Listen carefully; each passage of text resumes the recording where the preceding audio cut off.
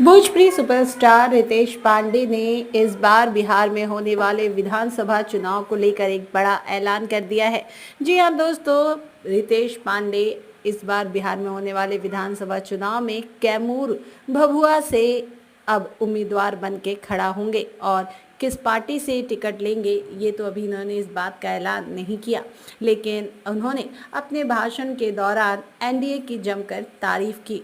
साथ ही साथ प्रधानमंत्री नरेंद्र मोदी की तारीफ करते हुए उन्होंने कहा कि वो इस बार शिक्षा और रोजगार पर पूर्ण जोर देंगे और वो चाहते हैं कि बिहार में शिक्षा व्यवस्था और भी ज़्यादा अच्छी हो और वो पूरी कोशिश करेंगे इसे पूरा करने के लिए। बता दें, इस दिनों रितेश पांडे अपनी अपकमिंग फिल्मों को लेकर के भी काफ़ी ज़्यादा चर्चाओं में बने हैं। फिलहाल ऐसी ही खबरों को जानने के लिए चैनल को अभी सब्सक्राइब कीजिए।